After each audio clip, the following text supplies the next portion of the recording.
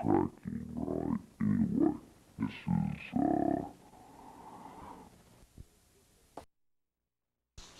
and here in Eufaula, Oklahoma.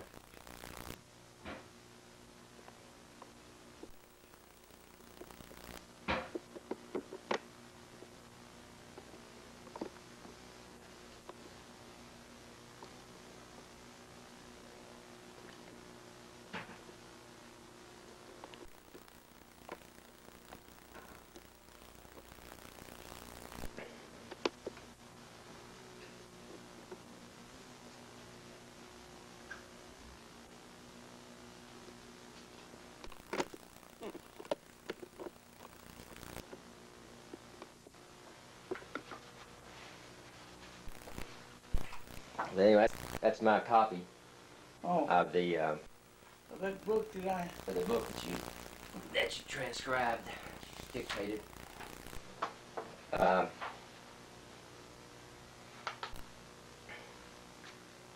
thought I'd just like to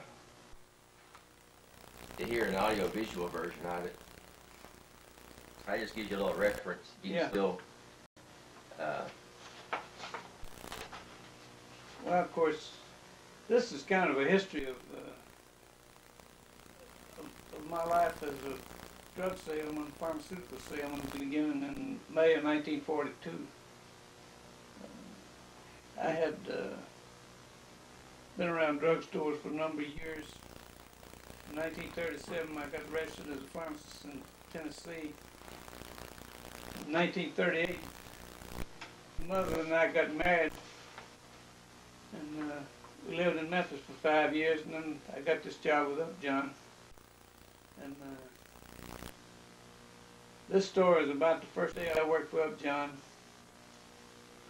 This gentleman, Bill Booth, whom I'd known for many years, who worked for Upjohn, came up to Batesville, Arkansas to work with me, show me the ropes. We didn't have this formal training then. They didn't have any sales organization. You didn't have division managers. And on the first day that I worked, who are you talking to? I'm talking to the camera. Oh, well, good for you. Making my first movie. Oh, is that right? What you reading? This story, these stories that I wrote, you know, that was in that book. Well. Don't hit the camera. Is it recording in? Yeah, don't hit the camera. Okay. The first day that I worked, it was about 3 o'clock in the afternoon, and we left Heber Springs, Arkansas, going to Clinton. We had reserved some, not a motel then, they didn't have motels then, what they call cabins. We reserved a cabin in Clinton to sleep that night. You have to remember that all the roads were gravel roads, they were narrow, and wasn't too smooth. And long before sundown, we came to a little crook in the road where the road kind of forked. One went right to the right and went across the river. And we stopped at the filling station talking to this fellow. And Booth asked him, said, where do y'all go for medical attention? And he said, we go right up to the top of the hill. So he said, get the bag. And so we went up the top of the hill. And we knocked on the door, and this lady came to the door. Looked like she's in her early 60s. And we could smell dinner cooking. And, she said, come on in, the doctor's out the barn. So we sat down there in front of a fire. This is on about the 2nd or 3rd of May. And in a few minutes, this gentleman showed up at the door. He was hadn't shaved in 2 months. And tobacco juice running down both sides of his mouth. Bib overalls. And he said, I'm the doctor. So Booth had the experience, so he was going to talk to him. So he started talking, and everything Booth would say, the doctor would say, son, you're going to have to talk louder. I come hard of hearing. He couldn't make, Booth couldn't make the doctor understand anything. And after, maybe 2 minutes, felt like a week, we decided we better leave. So we got up to say goodbye, and his wife came in and invited us to stay for dinner. We told him, no, we had to leave. we walked out, and as we went down the hill, Booth started to say something to me, and you could hear him 4 miles away. He was talking so loud.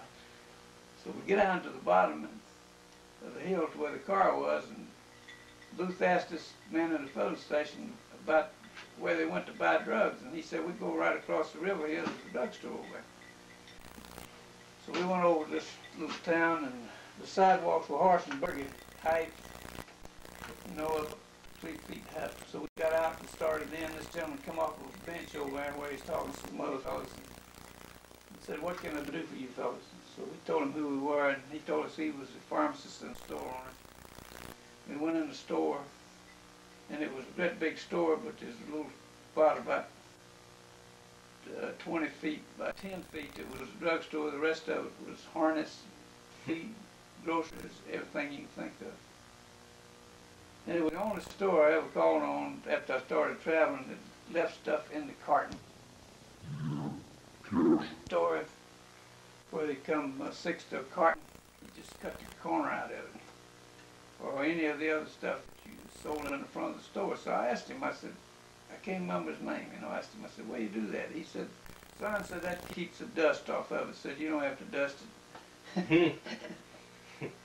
About that time, a man came in with a prescription from Dr. Heber Springs, and he went back to fill that, and Booth and I are standing there by a desk. This desk is piled high, 2 or 3 feet high, and old letters and circulars. So I said to Booth, I said, wonder how long he's been here. I said, let's look at one of those postmark on one of those letters. And I pulled one out of the bottom of the stack, and it was mailed in 1938. Had a 1938 postmark on it. This is 1942. When we, that was an experience on the first day that I ever traveled.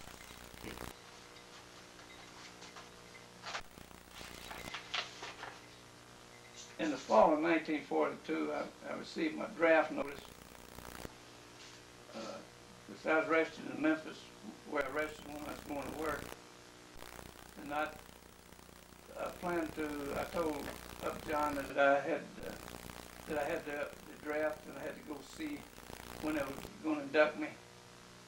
And I went over there, and they told me I had a week to sent us to Tullahoma, Tennessee, and they put me in the Navy.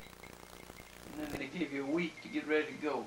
And came back and I told Clyde I want to make one more run up through the hills of Arkansas. And we were going up north of Batesville through Evening Shade and Ash Flat and on into Mountain Home to spend the night and come back next day. And then going up that way, we came to this little town on the road to Mountain Home called Eufaula. And the doctor there was Dr. Rowe. And he was the father of Preacher Rowe, who was a prominent baseball pitcher then for the Brooklyn Dodgers. And I went up and asked for Dr. Rowe, and there's a lady waiting there, and she said he'd gone up on the hill to see a patient, be right back. So I went back out in the car, sitting with my wife, talking, and we saw him coming, and he pulled up beside us and got out. And I jumped out and got my bag, and I told Dr. Rowe that I had my wife with him, and walked over to the car, and he spoke to her, and we talked for a minute. We started going in the house and in the office, which was an old bank building. And he got 2 or 3 steps away, and he turned around and said to my wife, said, Miss Farrow, said, it sure is nice to see you again. And when he said that, I knew I was in deep trouble, because my wife had never been to Lola before. That joker was a real, he's a kidder. I'm trying to think. I got out of the Navy in about December the 5th, 1945, and I called up John and told him I was ready to go back to work, and they said, well, they were going to have a sales meeting on December the the 15th or 16th, somewhere along there. And if I'd come to that, they'd put me back on the payroll on the 15th. But I didn't have to go to work till January. So I went down and had to go buy an old car, and we got all set up. And I went to Forest City about the 2nd of January, 1946, to go to work. And I didn't know anybody in Forest City. And first day I worked out, of course I looked at the phone book to see what hospitals and doctors, anything I could find. I went and called on a couple of drugstores and introduced myself and kind of trying to make friends, and they told me where the doctors were. And I go down, the first doctor I called on said to me, said, "Have you seen that SB down the street yet?" I said, "No, sir, doctor, I haven't. I just got here." But my instructions were to come over and call on every doctor that could write prescriptions. So we talked for a while, and I left and went on down the street to see the next doctor. And when I got in there, the lady told me, said, "The doctor's back in surgery."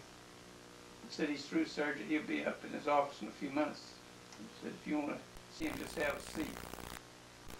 Because there wasn't any patients waiting. And I told her that I didn't have any cards, that I'd just gotten out of the Navy, and that I was working for the Upjohn Company.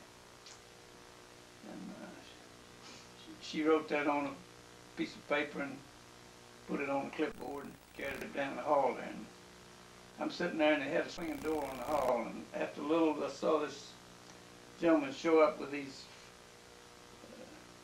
covers on his shoes and the blue pants, and I said, "There he is." And about that time, the doctor called the receptionist. And she got up and went back there, and as quick as she did, past the door, he told her, said, "Tell this SB I'm in South America."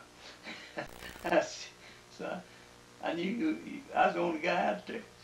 So she was hushing him and telling him it was a different guy. So after a little, she came out and told me, said, "Come on, he'll see you." So I went in there, and he asked me, said, I asked him, I said, "Doctor, what did Upjohn do to you?"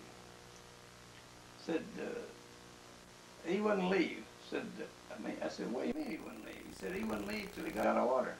Said, "He'd worry the girls in the back, worry me, worry everybody, hunting something that I needed." Well, of course, penicillin then was just coming out and wasn't really available all around. And so I told him, I said, "Doctor, if you'll, I'll come by to see you if you want anything, but you just got to tell me that you don't want it. I'm not going to spend the day." He said, "Okay." This old gentleman's name was Mr. Allen. And the next time I run into one with Mr. Allen was over in Brinkley. I was going to Brinkley and seeing the doctors about once a month. And looking then, you could do prescription surveys, and I found that Dr. Dalton in Brinkley was writing about 6 out of every 10 prescriptions written. 2 of the doctors were dispensing, and 2 of the others were old gentlemen. And so I said, "Well, I need to do some business with Dr. Dalton." I saw him about once a month, and he was real nice to me and listened. But the prescription surveys showed that he wasn't writing anything, and after a year he hadn't written anything. So I said he had a friend in Forest City, doctor that I knew, Dr. Roy, and I told Dr. Roy, I said, "I've been calling on Dr. Dalton for a year, and he hadn't written anything for me." I said, "I must have done something to make him mad or something." And he said, he never did say anything to me about it. I said, "Well, what do you do?" He said, "Ask him." So I got over there. Next time I saw Dalton, I got in the office and sit down in the chair there and got my bag all ready to talk to him. And he came in and sat down on his stool. He always sat on a stool that he used to examine throats and eyes and that kind of thing. They used chairs then, like the old relaxing chair that lean back and make a table. And he said, "What you got new?" And I said, "Doctor, before we talk, I want to ask you." I said, "I've been calling on you for about a year, and as far as I can find, you haven't written anything for me. What'd I do?" He jumped off the stool and he told me, he said, "I'll sing you the second verse to your GD song." I didn't know what in the world. That was Mr. Allen again. Mr. Allen could call on him in 1932 when he just gotten out of school. It wiped to the kids, no money at all. At that time, they were seeing patients in Brink for 50 cents. And it came a little upper respiratory epidemic, and Dr. Dalton looked out there one day. This is his story to me. What did he get mad about? Patients were sitting out there, and he thought, well, I've got at least $3 today to eat on, and looked out there again, and Allen was sitting out there. And they said, next time he came out to get a patient, there wasn't anybody out there but Allen. And, he asked the girl that was sitting out there, the receptionist, all she did was just watch to see who was next. But Dalton kept the money in his pocket, bookkeeping in his pocket. But I said, well, what? He said, I took my baseball bat and run Allen out of that. So as he went down the stairs, he told me, he said, Doctor, you can't practice without Upjohn. Dalton told me, he said, I have for 14 years, and I may for 14 more. But the second verse to that was, I asked Dr. Dalton if I could call on him when I had something new, and of course we had 2 or 3 new things every month right after the war. And I stopped there one day, and he was completely out of penicillin. And he was in a bind, so I had some that John had given me to use for samples, the old Romansky formula and the portable syringes. And so I let him have some of those, and he stayed a good customer as long as I called on him. And he always owed about $600. Never did catch up, but he was a good guy. And he's the only doctor I had in my whole territory that learned and prescribed a lot of Parolazole. Parolazole was Upjohn's antihistamine. And when it came on the market, we went to a sales meeting and they were telling us about it. Everybody's hollering about the name. Said, nobody can remember that. The argument was that the number one thing in antihistamine then was pyrabenzamine. And it was. But SEBA had no sales force then. And Upjohn, I know, intended to make hay with that because we weren't supposed to call on everybody. But these things, some of these funny ones really happened. Another one I remember, when you detail a man makes the doctor mad and don't know it. I had this doctor in Helena, Arkansas named Dr. Conner, who was a fine guy. His salutation was, how's everything, old man? Everybody old, young, Paul was always old. Upjohn came out with a product called ferrated liver with folic acid. Folic acid was brand new. Ferrated liver was an iron and B complex formula that was used extensively then for treatment of iron deficiency anemia. And Dr. Conner had been writing some, and I just knew I could convert him, to the new one. So I gave him this story that Upjohn had given us on anemias and iron deficiency anemia, anemia pregnancy, other indications for this formulation. And he said to me, now, we've talked about all those, but one you hadn't mentioned, said, what do you recommend for aplastic anemia? Well, this was in a time before the steroid, corticosteroid became available. It was really not a lot that anybody was doing for aplastic anemia except blood transfusions of prayer. So I kind of got the idea that he was putting me on, which was a mistake. You never should jump to conclusions. But I said to him, prayer, doctor. And so he thanked me and went on, and he cut me off. He wasn't writing anything for me. And because I didn't know what I'd said to him that had insulted him or anything. But one day a friend of his, another doctor in the same building, told me that he was playing golf with him the day before, and Dr. Conner told him that I got smart with him. See, so I had to go up and apologize to him. And from then on, we stayed friends, and he's one of the few doctors that wrote me a letter after I retired thanking me for things that I had done for him. Because in his later years, he developed a severe hypertension. And that was when diuretics and raw wolf is we knew and was the only thing available to treat it. And we tried to help him and accommodate him every way we could. But you run into a lot of situations that you just can't hardly believe. One time I'm in a store down in Helena, Arkansas, and the same Dr. Conley had written a lady these prescriptions. He had written her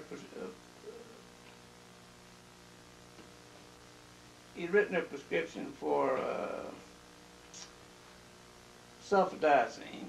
I'm not sulfadiazine, primosuxidine. And then he had written her a prescription for Nembutal suppository. And the Nembutal, he put a direction, insert one in the rectum for nausea, begin when the diarrhea ceases. The prescription for primosuxidine, he wrote on there, a tablespoonful every 30 minutes for diarrhea, begin when the nausea ceases. Well, the pharmacist filled the prescription and went down, and the lady was talking to him about how to take it, and they read the directions, and he said, well, let me go check. So he went back up and called Dr. Conley and told him what it was, and what the prescriptions was, and he said, Doctor, she's got two prescriptions here. One says start when the diarrhea ceases, and treat the diarrhea when the nausea ceases, and take the other when the diarrhea ceases. And he said, she can't understand it. And he said, old man said, let her figure it out. He's going to give her Nembutal. She couldn't use that if she had diarrhea. Oh, yeah.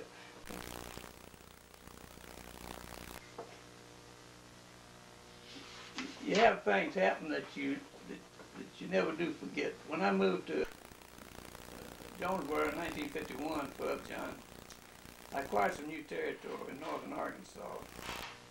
And on my first trip to Corning, I, as usual, looked in the phone book and I found these doctors listed. And I had a doctor there that I didn't have any record on, so I went up to see him.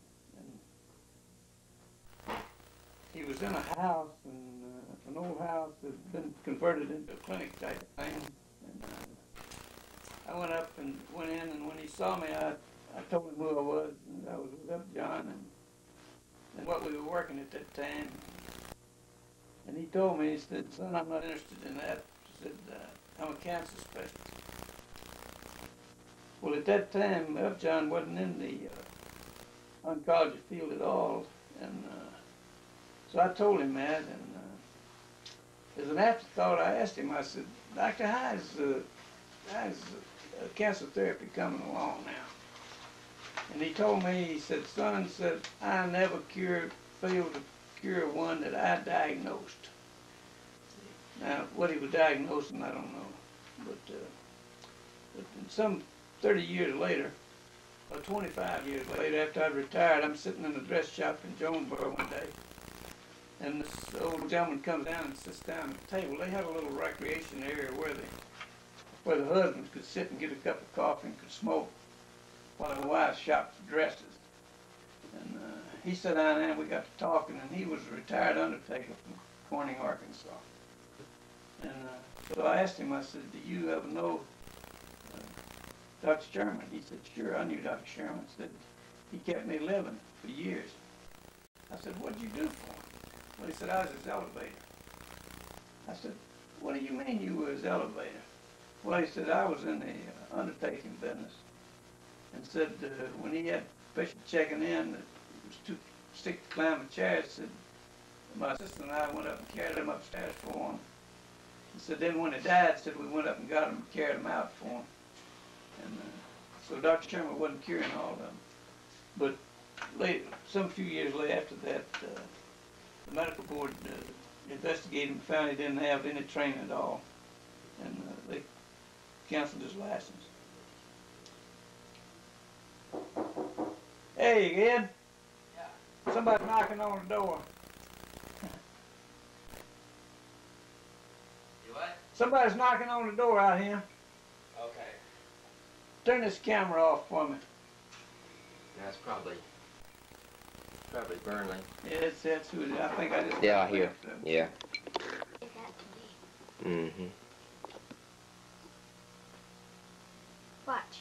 When he moves, he's gonna break it. I'm not either. Is it working there? It's on. Yeah. I wouldn't bump it. I will. You know,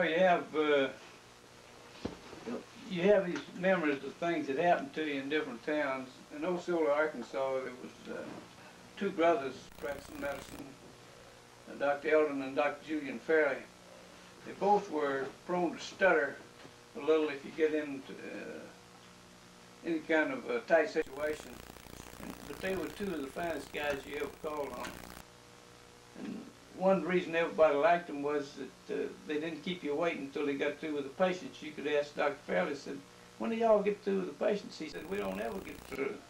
I said, well, what do you do with those that are left overnight? He said, if they're not acutely ill, they come back next day.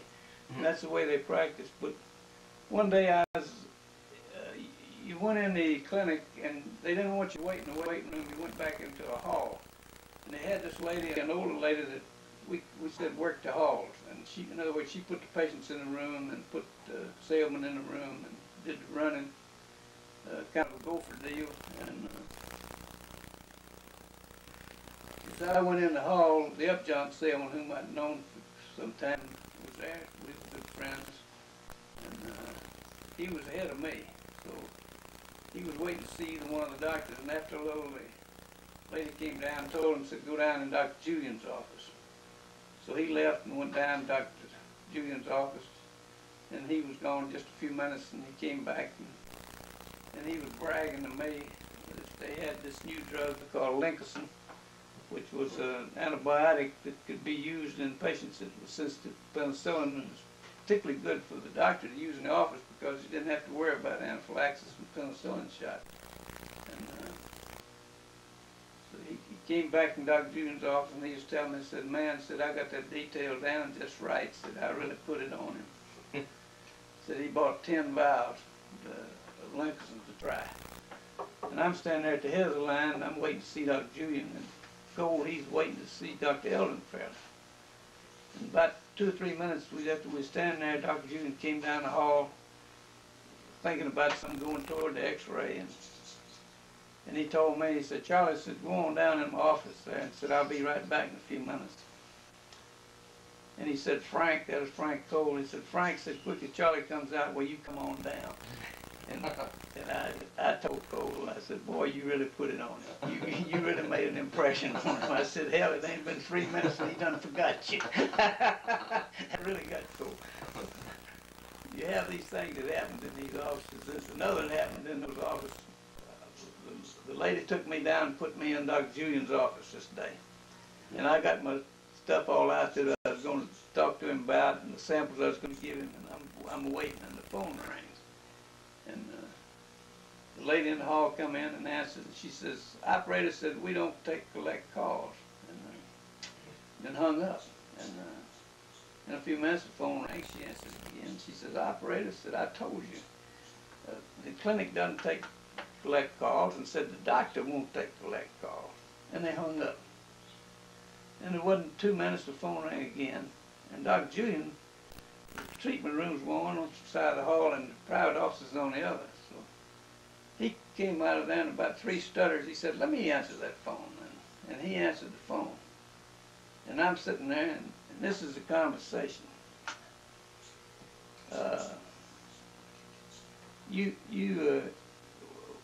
Where are you? You in Little Rock. Where are you in Little Rock? In a filling station. In a filling station. What are you doing on a... Hell, I know you're in a telephone booth. You're talking on the phone. See, this is the doctor talking. He said, oh, you get into hospital, VA hospital in Little Rock, just like you get in the hospital in Old Silver. You go in the emergency room and have a fit. The guy over there was an epileptic, and he's trying to get in a VA hospital in Little Rock with no success. Dr. Dewey told him, go in the restroom and have a fit. They take those guys.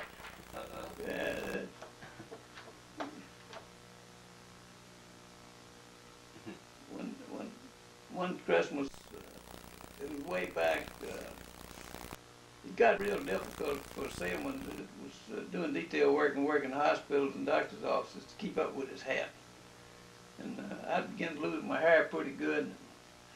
My wife said she wasn't going to have me going out in the snow bareheaded, so she bought me a new job. And I was real proud of it, and I put it on and wore it to Blytheville, Arkansas.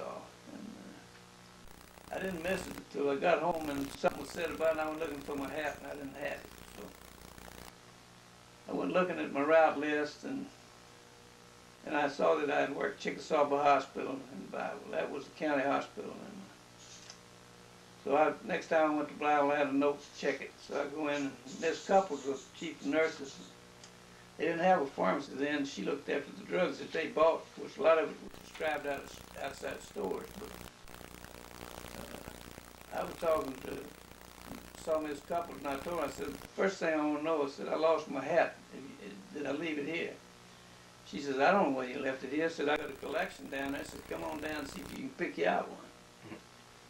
So I went down there, and of course, there was my new job, so I thanked her for it. And there's a whole bunch of other hats. And I said, well, I'm happy to see that I'm not the only forgetful, stupid one that comes in here. And she said, you're sure not. And I said, who owns these other hats? She says, well, I think all the rest of them belong to Dr. James Webb. I said, will he ever think? She said, when it's snowing or something and he can't find one at home, he'll come looking for one. Dr. Webb, he was a fine guy. And another thing that happened one day, I'm in there with couples in the same place in the same office. Dr. Utley, another doctor in the Bible, came down, sliding down the halls, and he had his operating outfit on, his covers on, his shoes, and his blues on. And stuck his head in the door and said, the couple said, where is James Webb? She said, he went to the office about 20 minutes ago. Dr. Utley told her, said, get him on the phone, said, he's got my clothes on. Said, hell, he's even got my shoes on. And so they called and they got Dr. Webb on the phone. And Utley's arguing with him, says, you got my clothes and my shoes on. Webb says, I haven't either. And Utley says, my purse is gone. Said, look in my purse and see whose pocketbook you got. And he looked, he said, hell, doctor, I have got your clothes. And Utley said, well, come on out here right now and change for me. Webb done put on there his clothes and shoes and gone to his office. But one of the saddest things that I've seen in the last 4 or 5 years, one day I was riding with my friend Frank Cole at the Lincoln Salem, and we had both retired and we were just running around. He liked to drive, so we were over at Blytheville. And I told him, I said, I hadn't seen Dr. Webb in many years. I said, let's go see him. And he said, well, you're not going to enjoy it.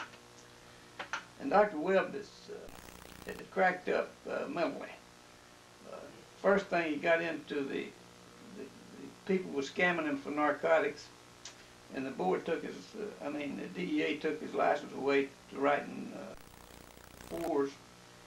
And then, I don't know what happened to his ophthalmology practice, or ENT practice, but that kind of diminished, so then he couldn't get a job because he didn't have a DEA license. And, he tried 2 or 3 things, but it just didn't work. And that day we walked in this office, and there he sat with his cap on, and I didn't know him. And of all the junk you ever saw in the doctor's office, that was it. And he was telling us, you know, that his wife had left him and gone back down in Mississippi where she came from. His son was an anesthesiologist up in Missouri at Cape Girardeau. He had no ties in Blytheville, but he was still there just hanging around. And he was mad at everybody because of his, they had pulled his, the medical board had pulled his license to practice medicine. And, how old was he? He was in his early 60s. And I don't know whether, I don't know enough about mental illness to know what happened to him, but it was really sad to see him in the shape he's in. Dr. Webb, you always remember these things about a guy like that. I'm in the hospital there one time, and these all happened over a period of years. I called on the thing for 20 years. I'm there trying to get an order out of couples, and Dr. Webb come by, and she said, "Doctor, this child that you admitted yesterday said the fever's down, and it looked like if you want to do that tonsil and adenoids, you can do it tomorrow." And he said, "Well, that'd be fine." I said, "I think that's what we ought to do." So she said, "Well, now, the nurse anesthetist is out of town and going to nurses meeting in Hot Springs, and we have to get Ms. Allensworth from down at Old Shoulder to come up and do the anesthesia." He said, "That'll just be fine." He said, "Set it up with her and call me the time." And couple says to him, said, "Doctor, what kind of anesthetic do you want to use on this kid?" "Well," he said, "let's give that kid a nicotine drip and turn left." See, and I said to couple, "Couples, what in the world is he talking about, a nicotine drip?" And oh, she said, "Hell," said, "he wants to use a nicotine and intubate the kid." No. That was way back when the nicotine was pretty new. Yeah. Nicotine drip. You know, over the years, 4 or 5 years before I retired, Skip was in the contrast agent business. Of course, we were working radiologists on every trip, trying to sell against one trouble. And then you had some what we call circuit riding radiologists. You remember the old circuit riding preacher that had 5 or 6 churches who worked one each Sunday, round and round? Well, these guys had 3 or 4 hospitals they covered. And this doctor lived in Memphis, but he worked 3 hospitals in eastern Arkansas, Wind Forest City, and Mariana. And one day the radiology technician left word for me in the drugstore that the doctor was having some problems with my rhenium dip. So I told him, I said, "I'll be there in the morning to see him." I said, "What time's he coming?" He said he'd be here at 9 o'clock because he's got fluoroscopy scheduled. I said, I'll be there waiting for Dr. Smith when he gets there. So I was there and across the hall, and he comes down, and I see him going to radiology, and so I let out over there, and he's just putting his glasses on and reaching for his lead apron. That was way back before they had screens. And, so I told him, I said, "Dr. Smith, tell me you're having some problems with renal M dip." He thought about that a minute, and he walked over and put his arm around my neck and said, around my shoulders, and said, "Charlie," said, "I'm not having any problem with renal M dip." Said, "You're the damn guy with the problem." Huh? I gotta sell anymore. Well, all we had to do was call Winthrop, see him change, and one day they send a guy over there with it. Huh? You never did tell the doctor ask him what his problem I was. quit using that problem word. I told Yes. Cole about it. Cole said, "That I'm sure glad you told me," but said, "I've been using that word, Cole, problem." I'm over in Wilson, Arkansas one time. Of course, this is in eastern Arkansas, in this town of Wilson, which is owned by Lee Wilson and Company. At that time, they didn't own the post office. They'd sold that to the government, but before that, they owned everything. And this young doctor, Plantation town. who was a fine guy, was there, and they built him a nice clinic. And I went in that morning, and this nurse came up. They didn't have a receptionist. She just sat down there, and she came out and looked to see who was there. And so she came out and saw me there and said, "Come on over in his office." So I go off the hall and sit down there and get ready for him to show up. And I hear him coming up the hall laughing, and I said, "Doctor, what's so funny?" "Well," he said, "I just had one back there." Said, "I go in and said this colored woman is there, and I said, Mary said, what's your problem today? And she said, well, the doctor says I was passing blood. I said, I just turned and told Miss Wilson, the nurse, said, get her up on the table where I can look here, and I left. Said, in a few minutes I go there and look in, and said, she ain't on the table. Said, she's sitting over there in a chair. So I said, Mary, what happened? She says, doctor says, I said, I don't want you to look. He says, what you come in here for? And she said, well, said, rather said, I'd just rather you guess. And he said, well, Mary said, I'm going to guess that you got a cancer and you'll be dead in 6 months. And he said, I turned around and left. So the minute the nurse would come and said, Mary's up on the table. And I said, he said, that'll get him every damn time. Yes. He wanted to get. He says, said when she got ready to leave, she says, Miss Jones says, I done thought about what the doctor says, and I believe I'll have the examination. Yeah, really. All right.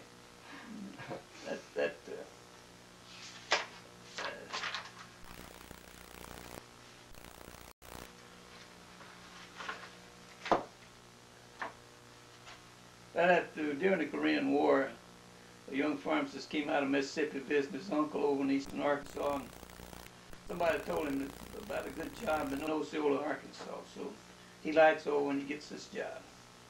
And about the time he gets established a little while, the Korean War came along, and he had to go to the Air Force. He was gone for, I don't know, a year or so, 2 years. And he came back to Osceola, and first thing he got back, he was one of those guys, well, his name was Guy Newcomb, but he was a fellow that practices remembering names and habits, and a habit of remembering names, and had a hello for everybody. And he came back from the Korean War, and they used to kid him, said he told the word around that he wanted to meet the richest girl in South Mississippi County. And so they introduced him to this girl named Jean Pig, whom he married. But Newcomb bought this store and went in business for himself. And I go in there one day, and he hadn't been there very long. Went in the side door, and right in front of the side door was a great big display like they put out in a cemetery. And it said, with deepest sympathy. So I asked Guy, I knew it was some kind of trick. So this guy said, what in the world is this deepest sympathy thing? Oh, I said, the hell, said Jean is pregnant again. And all his friends would. And Jean, at that time, had a hypertension. This is when there wasn't many things available to treat hypertension. And she was taking Rodexin, and then when Rawtrax came out, they switched over to Rawtrax.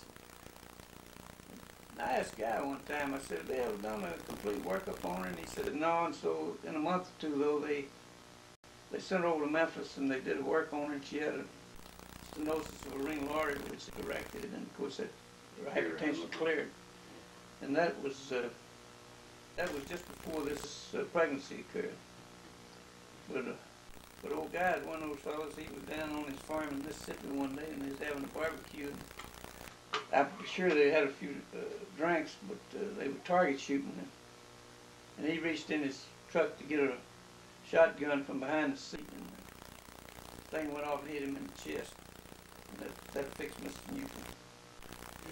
Another thing that happened to Newcomb, one day I'm in there, and they walking around, and this colored woman came in, and 2 or 3 of his friends loafed around there with him. They were all in there, and this colored woman came in, and he said, Mary said, how's everybody doing in your family? She said, well, Mr. Newcomb said they's all doing fine, except the Guy Newcomb. And said, Guy Newcomb's got not itch, fleas. He got fleas. And these guys, and what was happening then, Newcomb had this friend, this MD, that was doing home deliveries, and he wanted, when he went to do a home delivery, he wanted to finish it while he was out there. He didn't want to have to come up with a birth certificate and names and all that stuff 6 or 7 days later, see. So they'd say, well, I don't have a name. So he'd tell them, said, I know a fine name, Guy Newcomb. So they'd name these little nigger boys, Guy Newcomb. The old Rhodes, Dr. Rhodes' name, Guy Newcomb. Came this little nigger boy, Guy Newcomb. She said, yeah. No, Guy Newcomb had worms. That's what he had. I can't remember what Newcomb had. Had worms. See, yes, sir. So that's all fine, except Guy Newcomb, he got worms. But those old days are gone now. There ain't no more of that. No, it's long past.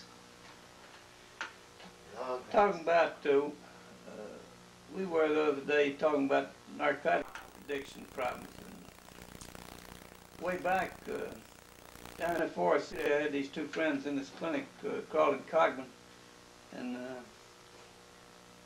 they kept telling me they had a young doctor that was going to come in with them, that they'd been looking, trying to find somebody that fit, and they thought they'd found a guy. And so after a trip to, Dr. Crawley introduced me to him. And he was a fine guy, good-looking guy, and fit right in apparently. Yeah. This went on for 6 or 8, 10 months. And I go down there one day, and they tell me the doctor's gone. And I said, well, where'd he go? And he said, well, he's gone to VA. And I said, well, now tell me the rest of the story. They said, well, the doctor, when he came to us, was on Demerol. And said, you know, we make house calls, and said the nurse, every day we have a standard bag that we pack to make night calls. And she puts, I believe it's 3 vials of Demerol and some other injectables at the emergency thing in the bag. And said, we noticed something happening there, and said one night one of my kids heard a commotion out around my car, and said went out there and said, is this guy in my detail bag getting my Demerol? My own doctor, you know, is working with him. And I said, well, man, that is terrible. That's terrible. That's when the VA would take those guys and put them in where they had no access to narcotics and try to help them recover. And but Dr. Cogman spoke up and said, well, there's one thing that I want to say about the fellow. I said, what's that, Doctor? He said he did something for us that we'll forever be appreciative for. I said, what's that, Doctor? He said he took every crock we had off of Demerol. He'd make these house calls at night on these crocks, see? And he was taking the Demerol and giving them a shot of something else. See? Detoxed them all. He detoxed them all. Yeah. Oh, that's funny.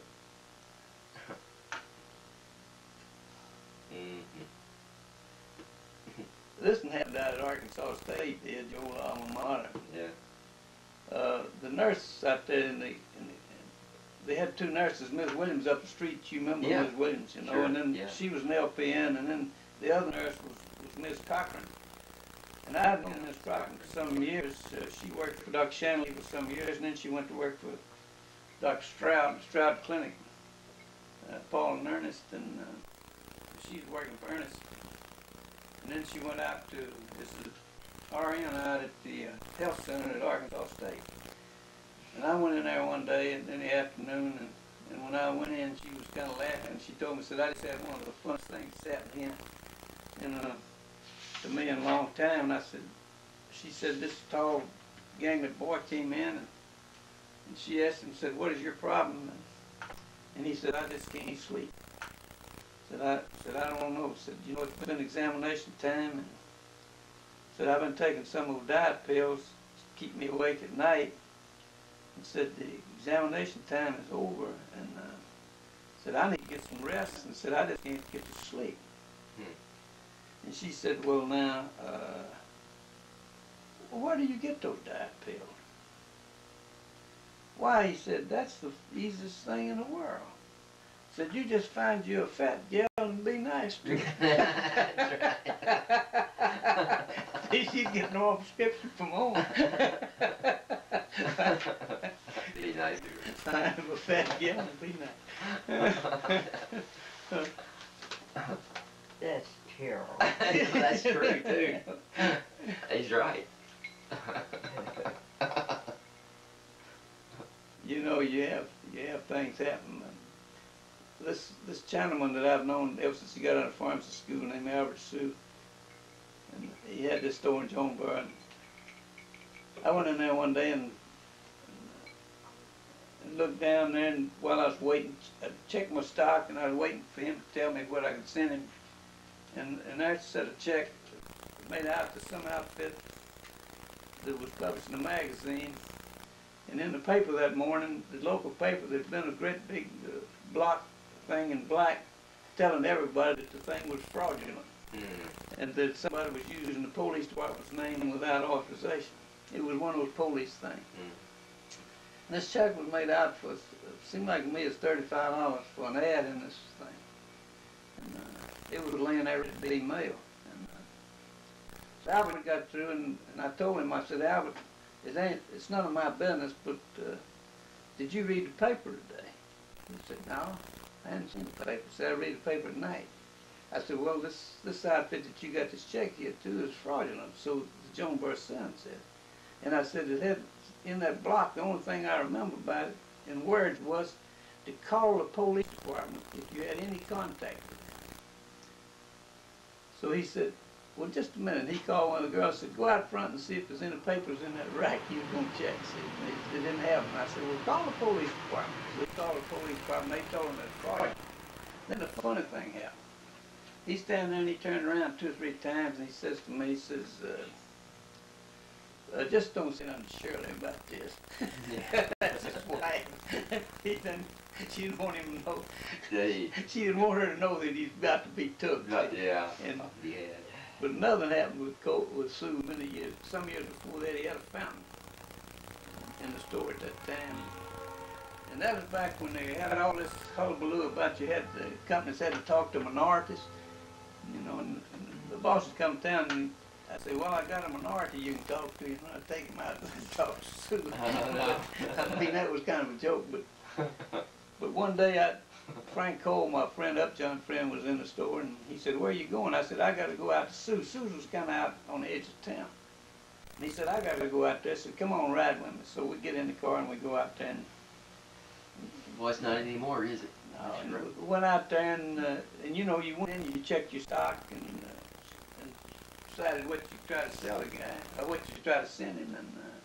And a lot of them you just sent it because at that time everything was guaranteed sale. You could take anything back, and the company would pay return postage on it. So we're standing there waiting, and he's busy, and they all at once the phone rang, and they hollered for Mr. Sue, and he went over and picked up the phone, and yeah, he had this thing that he went through, and I came off him, you know, a real formal.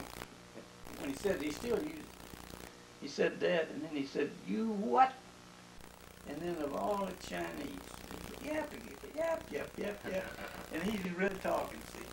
And he hung up. And Cole and I started laughing at him and said, Albert said, you always told us that you didn't speak Chinese at all, that you didn't talk in your home or anywhere. He says, I only speak Chinese when it's necessary. I said, what the heck happened now? He said, Shirley, that's his wife. Said she just called from the bank, said she lost the bank deposit. Ooh. Shirley had left the bank deposit on the stool up at the fountain. She'd stopped talking on the way out. They found it, Steve. But that Chinaman was really putting that Chinese out. All curse words. We couldn't understand what it said. But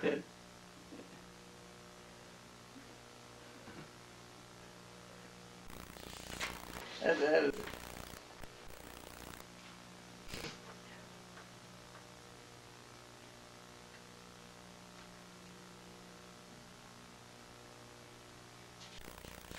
I had on my first trip to Brinkley, Arkansas after the war in 1946, of course, when I got over there, I run into a fellow that I knew years back in Memphis, about 1935, that's 70 years. And he was going to the University of Tennessee at the time, and named Tommy Rennick. And so I asked Rennick about the town, and he told me what the stores were, where they were, what doctors were working.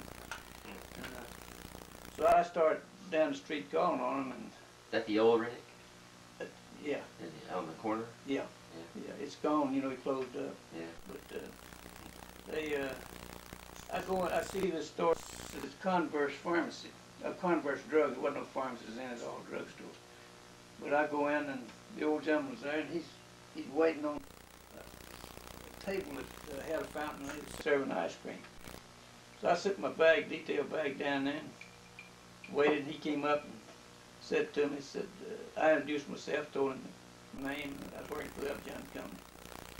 And this is right after the war. See, you didn't have a lot of things to work new then. So I told him what we were detailing, and he said to me, he said, son, said, I'll help you all I can. Just as serious as that. He reached down and took my detail bag, carried right out on the street and set her down. Oh, no. That's the last time I ever called on him. Even though I got invited in later years when I started doing some business. That is one of them. Mr. Converse was going to help me all he could. Help you out the door. I'm in John Douglas' store in Forest City. In Jonesboro one time. John was, I don't know whether he was on the State Board of Pharmacy then or not. It's about that time he was on the State Board when the government started really policing amphetamine.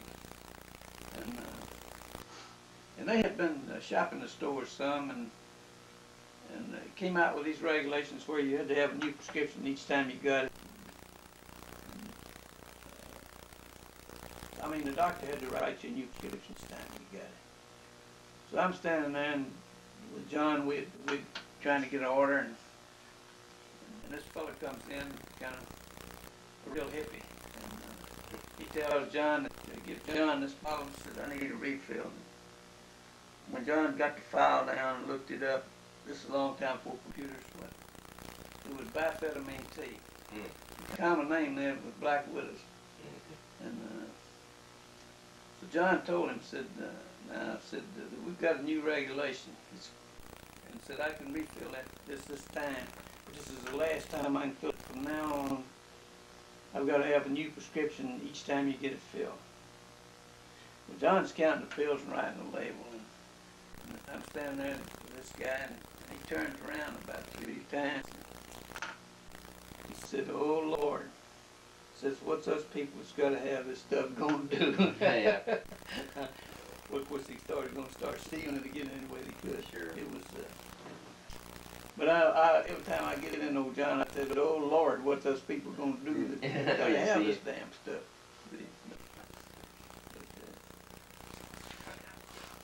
Substitution.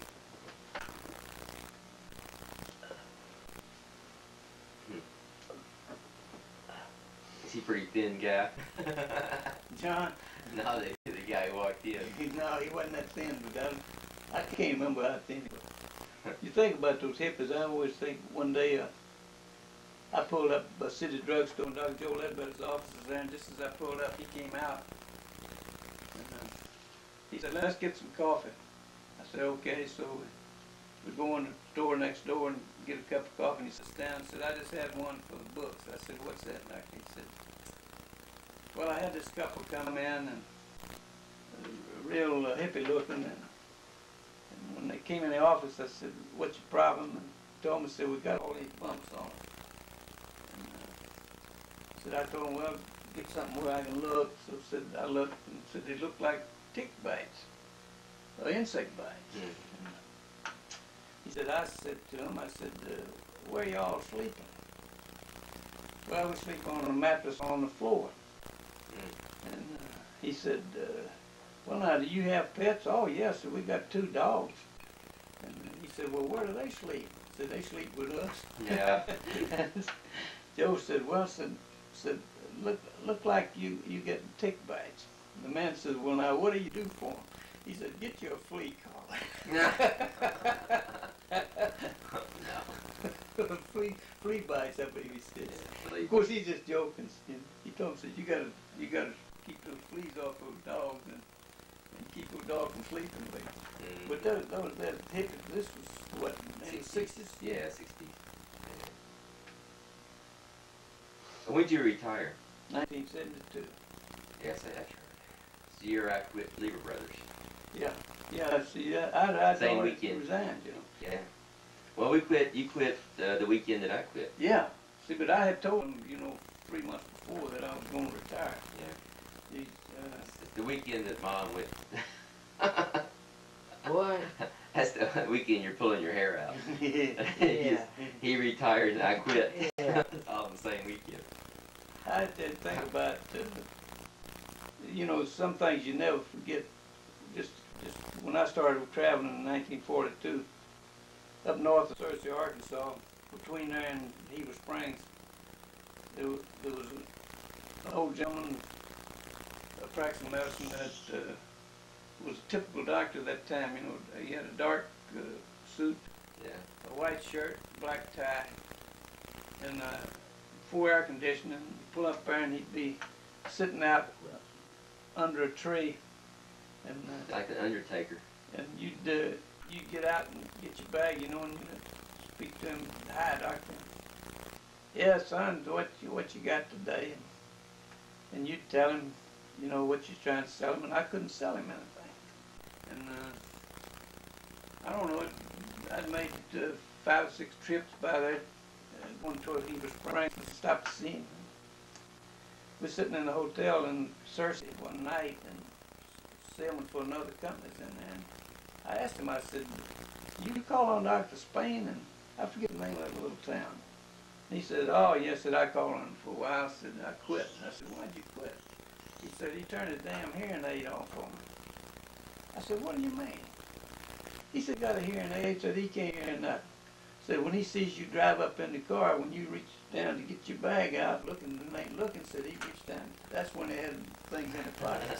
Said he turned that thing off.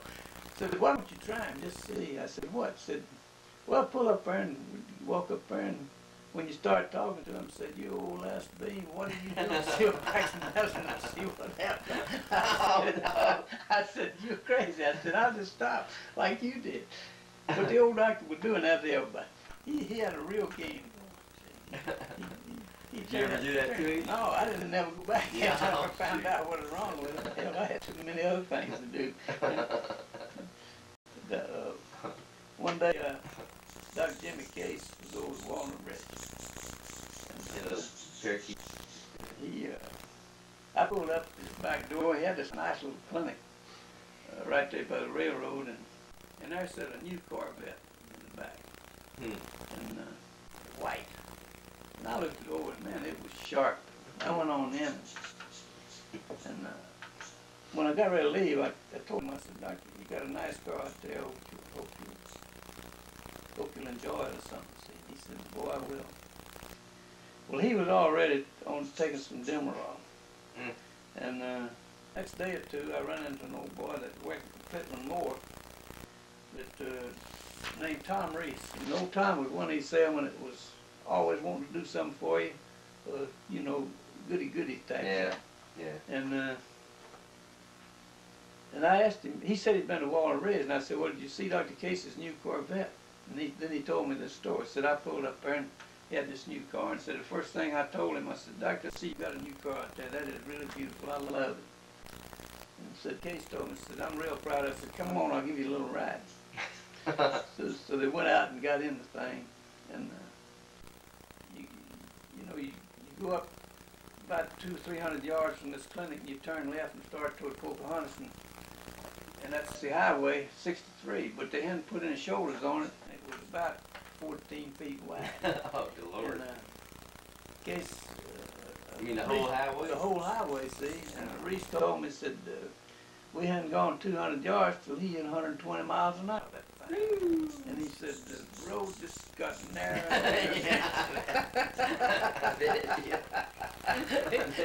he said, then, but And then the I doctor was flying by realized then. that the doctor was high on that Demerol. And, and he said, and I said, what did you do? He said, I started aiming to turn around and to let me out. And I said, what did he do? He said, not a thing. He said, he just kept pouring her on. I said, how fast was he going? He said, I was afraid to look.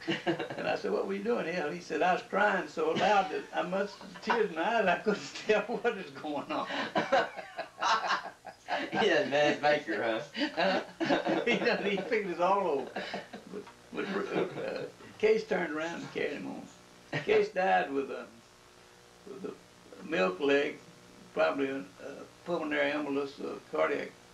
Probably from injecting my his part.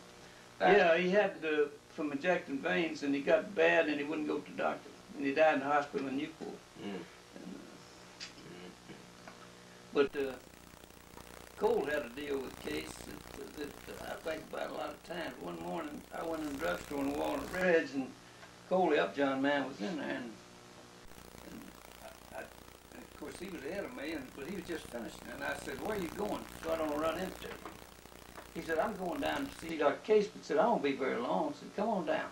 I said, okay. And said, after we get that, so we go to Pocahontas.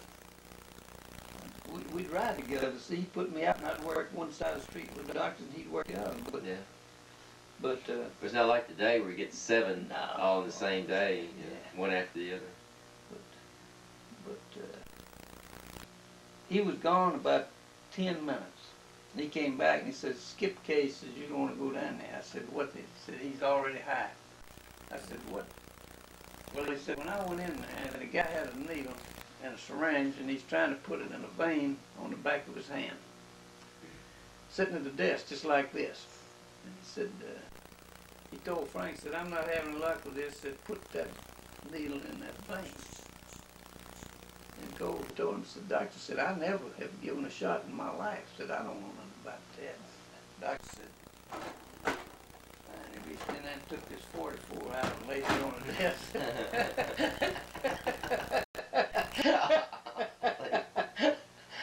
And I don't doubt it, because I've seen the 44, see? But I said, what'd you do? Cole said, I stuck the SB. I won't get his vein or not. Yeah, you sticking him. Yeah, right.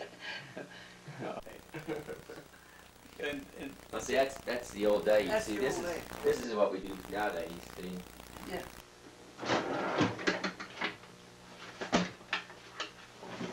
You get a 48, you get a zoo. Put that thing up.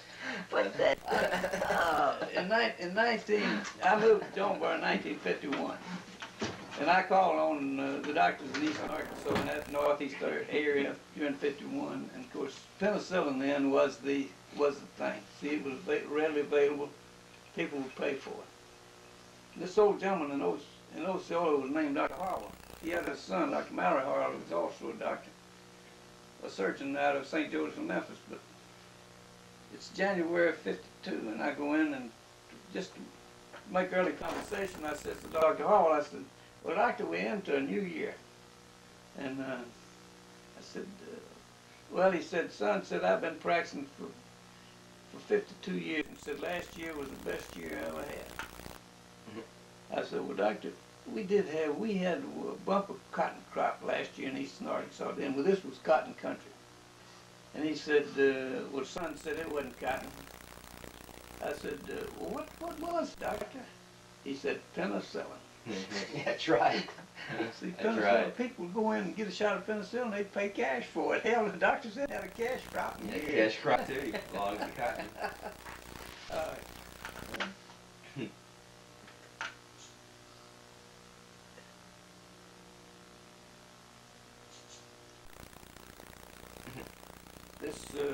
This happened in West Memphis.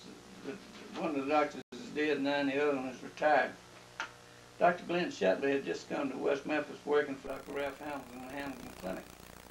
This was just what you'd call a family practice clinic, but a general practice clinic. None of them were doing any surgery. And so I go down there one day and I'm talking to Dr. Hamilton and he's telling me this story. at that time I was working for Upjohn. Of course, Mr. Allen, this Frank Allen, that's in all these other stores, was working him then, and he was telling me this story about Shetley. They went down to Cy Perkins that day to eat lunch. Cy Perkins was a barbecue place, and just as they sat down, Mr. Allen came in to get a barbecue. And so Dr. Hamilton had known him for years. He invited him over and sit down, and Hamilton was a great teaser. And they hadn't more talked for a few minutes till Mr. Allen asked Dr. Hamilton, says, "Doctor, you're still writing a lot of that citric carbonate?"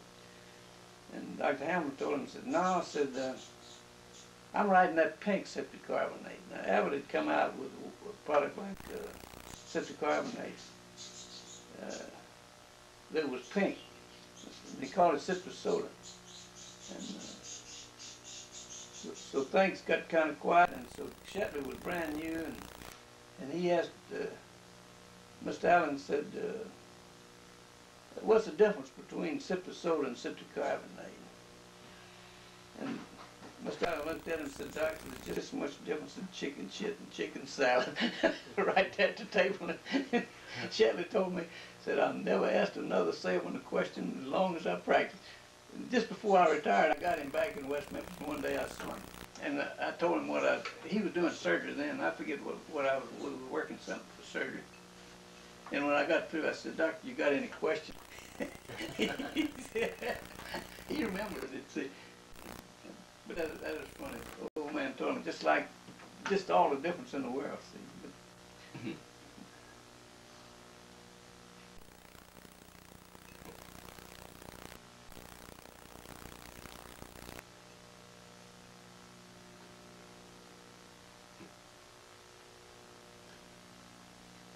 yeah. You gonna take a break? That Yeah, you getting hoarse? right after the war, I was calling on this old gentleman that lived in Arkansas. It was just wasn't as tall, well, about my height, and weighed about 100 pounds more. You want me to get that drink? What do you want me to do? I thought you might be getting thirsty. And he had a little bit of waiting room, and he had a collection of Indian artifacts now that wouldn't last 2 days because the office was never locked in the thing. And had a whole side of it with all this stuff, Indian stuff, mugs and dishes and flintstones and everything, see. But I went in there that day and I kept hearing all this noise. And this guy was hollering, "Oh, oh, oh." And I couldn't figure what in the world was going on. And after a little, the guy comes out and goes on out, and the old doctor says, "Come on in." And he said, "How long have you been sitting out there?" I said, "Oh, about 10 minutes. And, well, he said, I could hear," he said, "You could hear the men hollering in there." I said, "Yeah." And he said, "I'm sure you wondered what was going on." I said, "Yes, doctor, I wondered what y'all were doing to him." He said, "Well, I was trying to dress his legs." Said he had poison ivy all over his legs. And I said, "Well, what happened?" He said, "Well, he come in here." Now, this shows you how medicine was then. He said he had all this poison ivy left. He said, "I dressed him." I said, "What'd you put on him?" He put some kind of ointment and grease base on the poison ivy. So then the guy was so tender, he took a roll of cotton and rolled that around there to protect it, and then put some gauze over. Well, when he went back to dress it, see, all that mat was in all the hairs, and every time he touched a piece of that cotton, the guy was hollering. Well, the funny thing, I had heard him tell the guy this. He said, the guy told the guy, said, "I know exactly where you got this poison ivy." And the man kind of laughed. He said, "Why?" He said, "She was in here yesterday. She had poison ivy all over her butt."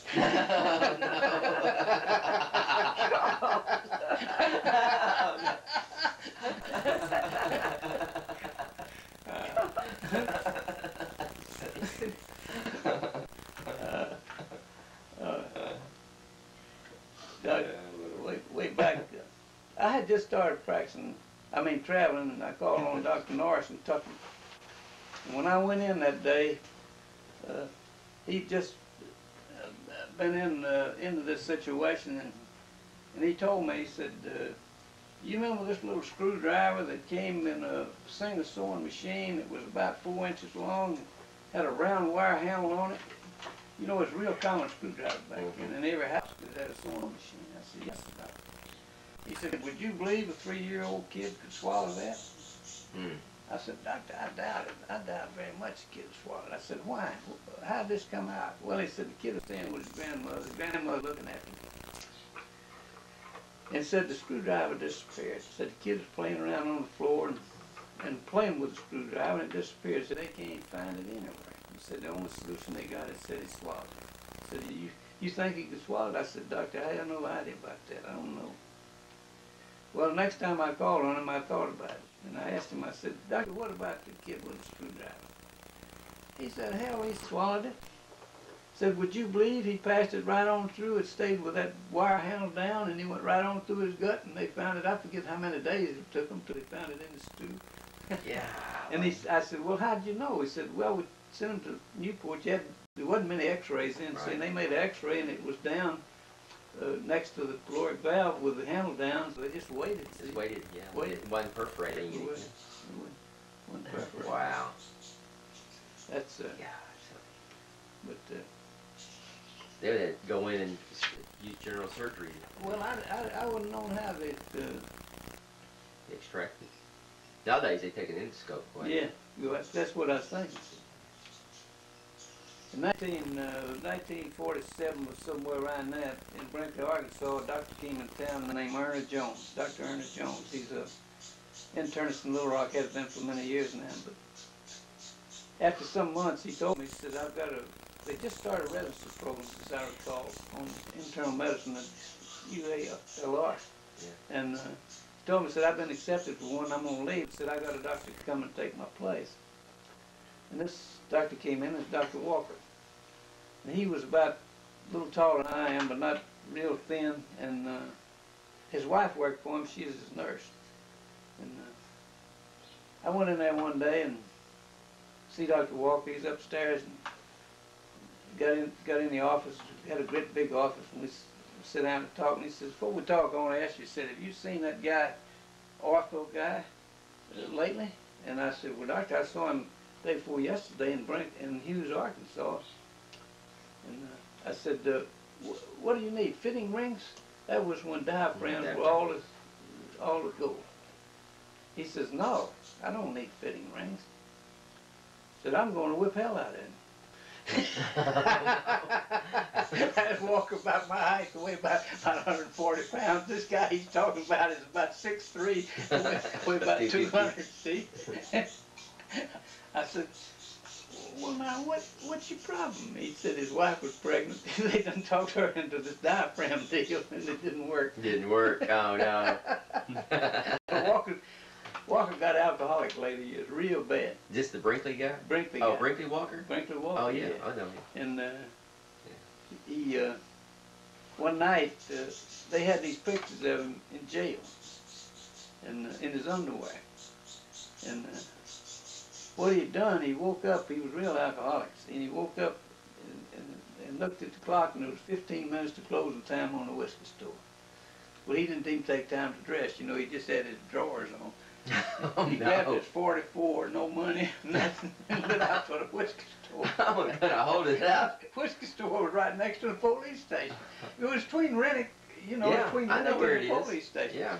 See, when he got down there, of course, he's real They drunk. knew him, didn't They they? knew him and all. They just arrested him, put him in jail, see. And then some of his friends or somebody took his pictures, see. So I asked Walker, I said, what in the world are you doing going down there that time of night like that with a gun to get... He said, fella said, you have never woke up at night and needed a drink and look over and it's 15 minutes to closing time, have you? I said, no, sir. But I said, doctor, you got whiskey. He said, I got a whiskey here in every fence row in Monroe County. Oh, gosh. But that's terrible. But he got, the AAs took him. They finally agreed to take him. Yeah. And they signed him to, now, it wasn't an AA in Brinkley, but the one in Helena took him. And they had a guy with him 24 hours a day for weeks. You know, an AA guy just working with him. Right. And when he got recovered and started practicing again, every patient he saw, you could go in there with a running nose and he'd diagnose you with liver disease. See, you know, he was feeling, guys, it got to be a joke. They'd go in there and tell him they had a head cold or something just to see if he'd start checking down in the pelvis, And every one of them had the liver down in the pelvis. See? Oh, yeah. It was pitiful. Really pitiful. That alcohol that did to him. But he cleaned up before he died. One doctor in Brinkley had a liquor store. You know who that was? Yeah. It's Well, that was Walker last year's, wasn't it? yeah, that's what I was thinking. His wife, you know. His wife, yeah, got the liquor store. Yeah, because I thought that's who you're talking about. Because that's the one that Trent worked for. One time, Trent worked for him. many years ago, right after the war, I was working in Gillette, Arkansas, way down south of Helena, and there's one doctor in town, and he had a two-room office. Well, it was an old two-room house, but he had it all fixed up. I mean, it was clean. It wasn't fixed up. It was clean and all, but it didn't have indoor. Gillette didn't have indoor plumbing in it. And back on the back of this lot, he had this privy, and I went in there and sat down one day, and I heard all this commotion back in the office, and then I heard the back door slam, and I didn't think anything about it. And I thought, well, the patient must have diarrhea or something, see. So I sit down, so after a little, the commotion starts all over again, and I hear all this really commotion, and then I hear the back door slam. So I got up and looked out the window, and this guy was running for the privy, and so things quieted down. So then I heard the old doctor tell him, I didn't know how many was in there. I said, now you guys are standing there looking. Said, when this guy comes in the back door, said, you grab him and throw him up on that table, and I'll get his britches down, and we're going to see what's wrong with him. Well, in a minute, of all the motion in Holland that you had heard, I thought, what are they doing to the poor guy? And finally, things quieted down, and they laid him out. They were one on each side, just having to drag him. He couldn't stand up. He's so weak. And he went on out, and the old doctor looked out and said, how long you been there, son? I said, well, I've been here a little while. I said, you hear all that commotion? I said, yeah. I said, he said, come on in here, and said, I'll show you what it's all about. He had a little old piece of round bone about that big that the guy had wedged in the rectum. Oh, And no. he said you could peck on it with a probe, and you could hear it. You knew it was some foreign body. But he said every time I tried to touch it or anything, he'd grab his britches and run for the outhouse. That third round, I wouldn't have no more of that. Said I told him, said we're gonna get that this time. See? But you told Hold me. him down, huh? We was up there at Hardy, Arkansas. I was one time. There was a doctor practicing. Of course, he didn't have a receptionist stand at all. And what you did, you pulled up there and you waited. Well, you saw the doctor in his car, and then you kind of made a note. And so you pull up there, and if he wasn't there, well, you said, well, I'll give him 10 minutes to show up, or 15 minutes, whatever you thought you could spare. And this day, I'm sitting there waiting for my 10 minutes to go up, and here comes the doctor, and right behind him is two guys leading this old lady that had a dress down to her shoe tops. And they go through the waiting room right on in the office. Of course, the doctor spoke, and she's trailing blood. And I thought, what in the world? And so after a little, he came out there and told me, he said, go down to they had a drugstore there that was a general, kind of a general store that had pajamas and all that kind of stuff. It had dry goods, groceries, and drugs. Right. And he says, I called down there and told him what I needed, and said, go down there and pick it up for me. So I went down there, and he got 2 gowns for this old lady. And I heard him tell her, said, we're going to have to send you to Jonesboro. See, there wasn't any hospitals anywhere in that area. And, no, I'm not going to a hospital. I got to go home and feed my cows. And they argued a while, and I heard him tell one of these men, said the ambulance had to come from Walnut Ridge, closest one they had, but said it ought to be in a few minutes. So after a little while, they brought her out and got her in the ambulance. The ambulance came in and got her, rather, and put her on a stretcher and lit out for Jonesboro. So the doctor told me she's up in the hay feeding her cows. She pitched the pitchfork out, it stuck up in the hay. She jumped out of the loft right on the hay, and it hit her right between the vagina and the rectum, went right through the perineum. Oh, And man. I asked the old doctor later on how she did, and she didn't die, but she had a real Severe infection. real severe infection. Yeah, Lord. Yeah. But that handle of that pitchfork went into the abdominal cavity. Sure it did. Yeah. And that was for penicillin. See, the stuff was allowed in 42, 43. But He's lucky. she's lucky. She probably never jumped out of the barn again. But I remember when, you know, when you was a kid, you get up in the hayloft, you throw all that hay out, see. But, Jumped in. but that, you had some real experiences back those days.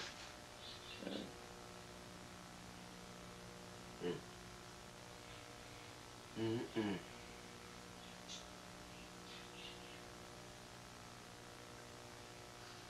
Y'all getting hungry? Put some of Burnley's. Are you? No. Those Steaks. things seem. Still full from steaks. Huh? So I'm still full of steak. Yeah. During the Those war, things seem funny now, but they weren't then. what's that, Clyde? All these things you're telling. Oh, Lord. The war was on, and, you know, to get all my territory, except just a few miles of it, was on gravel road, and it wasn't maintained too good either, because the war was on. I reckon. Sure. But Didn't have the road crew. to get a new tire, that's right, the road crews were gone, the young guys were all gone. We're gone. You had to go through the rationing board. So I decided that I had a run that I could make on a train, like a drummer used to, you know, take your stuff, get on a train, go to town, work it, spend the night, or get back on a train and go somewhere. Yeah.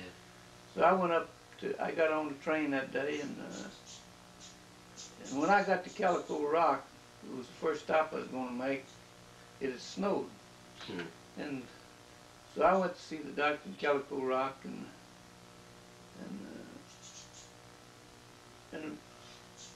went to work the drugstore, and talking to the druggist about how to get to Mountain Home. And he told me, he said, the best way to go is to get the mailman to carry you.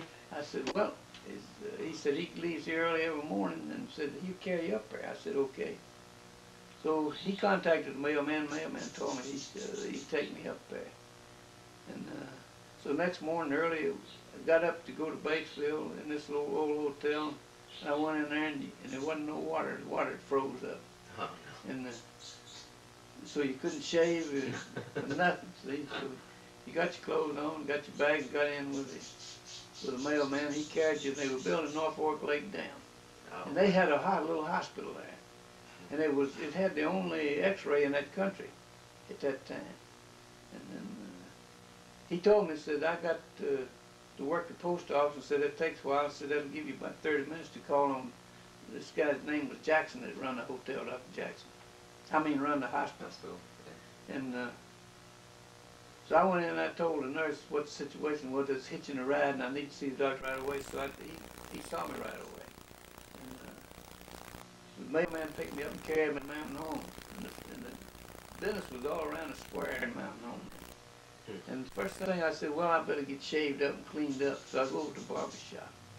And that's the last barbershop shave I ever got, or ever expect to get. If my whiskers go 4 miles long, I ain't never. Really? That guy, his water was cold too. So Oh, yeah. And he peeled me up real good. Then I had to get out on the highway, see, and catch a ride, 2 or 3 rides to get over to where I could catch the train coming back. But I got home and I said, that's the last drumming I'll do. If I can't get tired, I'll just stay in the basement.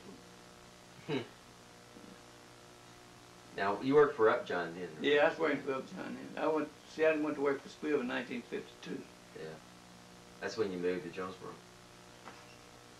Yeah, but it's really changed, and the older guys that are working tell me it's changed so much that it's no longer a pleasure to work at all. It's just a damn job. Job, see. yeah. Quotas. I'm down in Helena, Arkansas one time. This store had a fountain. And they served drinks and coffee and everything, but the pharmacist, he wouldn't drink there. He wanted to go next door to a restaurant where he wouldn't be disturbed. So I'm waiting for him up front there to come on and get let's get the coffee, and the one lady comes in with a prescription, and she had a little girl about 4 years old, and she told Vance Montgomery was the owner and pharmacist that she needed a refill. So the pharmacy was upstairs then on the balcony. So old Vance, he runs up there and gets it and comes back, not gone very long. But while he was gone, a guy come in sampling chewing gum, chiclets. You know what chiclets Sure. is. So he's passing them all out, and he gives this little girl some chiclets, and she turned them things over and looked at them, and she said, Phenom mints. And she threw those things to the back of the store. You had those before, eh? She wasn't taking no gum in them little packets like that. But everybody was laughing about that. But about that time, Vance showed up with a prescription, and he hands it to this lady. And she says, how much is that, Mr. Montgomery? And he said, 75 cents. That was for sales tax and when prescriptions were cheap. Yeah. And she thought a minute, and she added up, and she said, Mr. Montgomery, do you mean to stand there and tell me that you charged me $4.50 for that bottle of damn nose drops, and there ain't enough people on my block to put it in that kid's nose? Well, old Vance, he looked kind of funny, and he said, let me check that. So he goes back, comes back, and he told us, said, Miss Jones, or whatever her name was, said, you're not supposed to put that in the kid's nose. Said, you're supposed to give her a drop of full daily in the mouth. I said, that's for anemia. It was one of the old iron drops that's kind of like putting tincture iron in the kid's nose. See, it's just like fire. Oh, yeah. That's before they told you to put P.O. on everything. Yeah, about right. that time, see, Right. by mouth. P.O. means by mouth, see. Right. But that tickled me. And this prescription was for Menadione tablets, you know, which was real inexpensive, that he'd given her to try to correct an anemia, I reckon. For the kid had a nosebleed, and Vance had called one of the doctors early in the morning to see her to try to stop a severe nosebleed. Right. And the doctor had given her these Menadione tablets and that iron supplement, and without saying, that's like another that happened in that same store. I'm waiting for Montgomery that day, and this old nigger woman in the back with a younger nigger girl with her, looked like about maybe 16 years old. And they waited, and Vance filled his prescription, and they paid for it, and went right outside the store. And just as we started out, the old nigger woman turned around and came back and said, Mr. Montgomery, says, you're going to have to give me some different pills. Said, there ain't no way I can swallow these things. No way. Well, he says, come on in, man. So they went in. He says, can you read? She said, no, sir. He said, well, you know, I told you back there that you insert one of those in the vagina at bedtime. She said, yes, sir, but said, what's the vagina? This young nigga goes, said, come on here, Granny, come on. She had a fashionable tablet, and she's gonna try to swallow that Trying to thing. swallow that thing. Oh, jeez. You know, it's a great big Also, they're huge. You Good, you choke on them. that really tickled me. Those kind of things you don't see them happen much anymore. Yeah. Not the funny ones. Of course, I'm not around. I don't know enough of them to.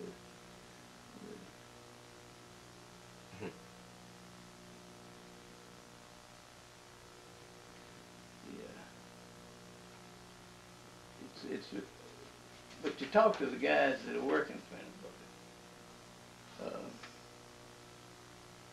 I'm talking to John Douglas the other day. There was an article in the paper about the Upjohn Company.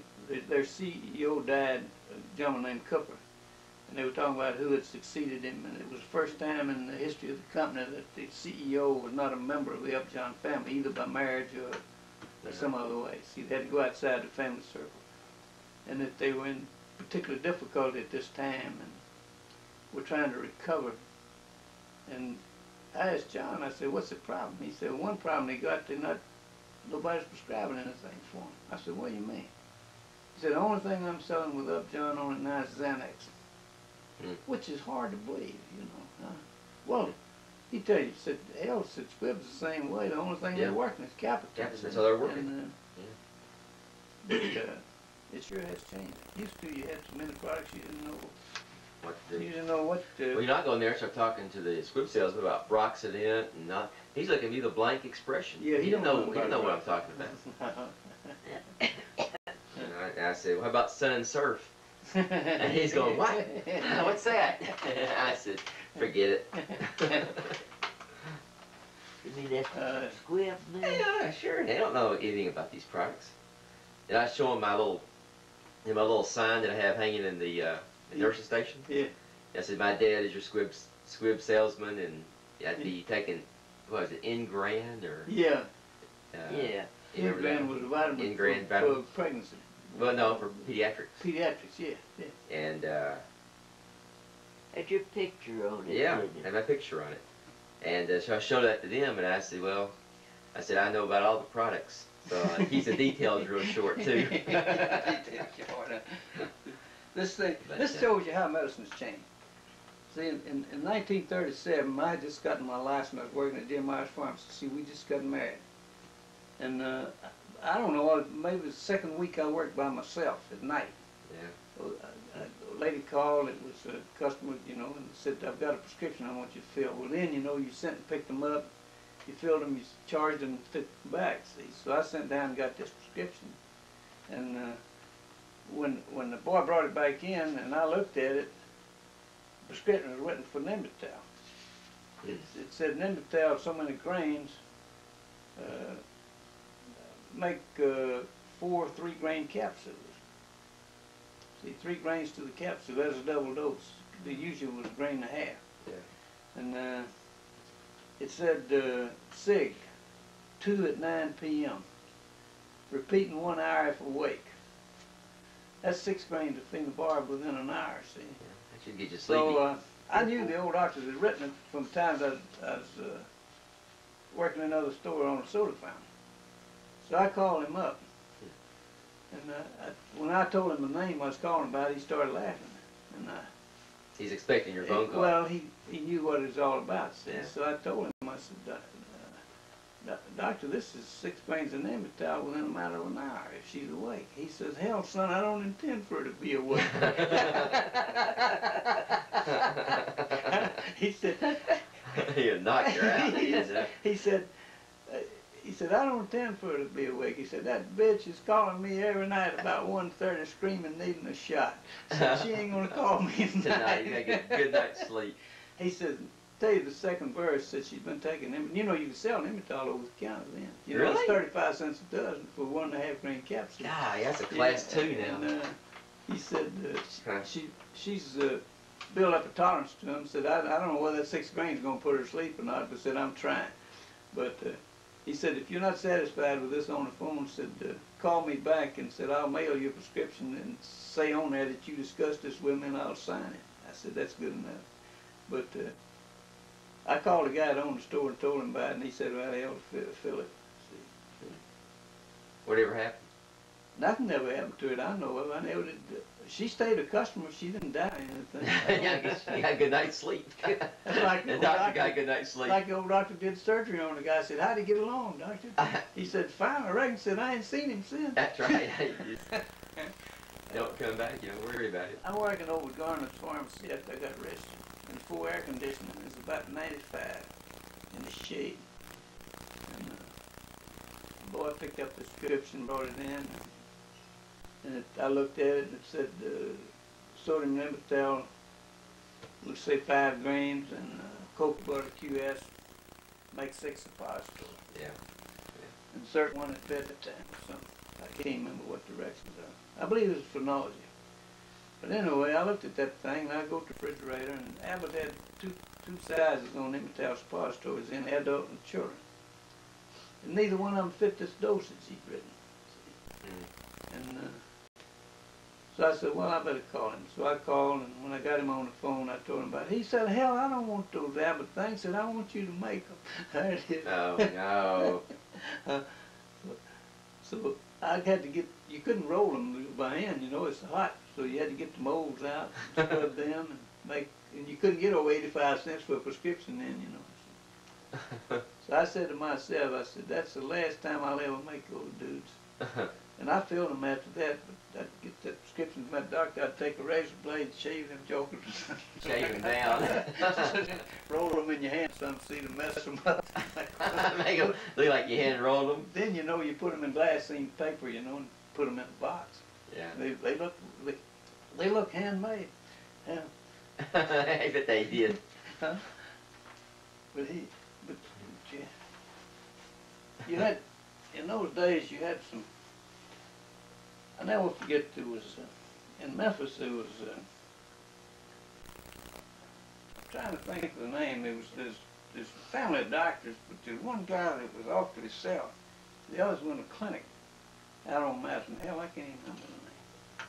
But this doctor that I'm thinking about was in the Baptist Hospital building, which they call P&S, and Physicians and Surgeons Building, which is really part of the hospital now.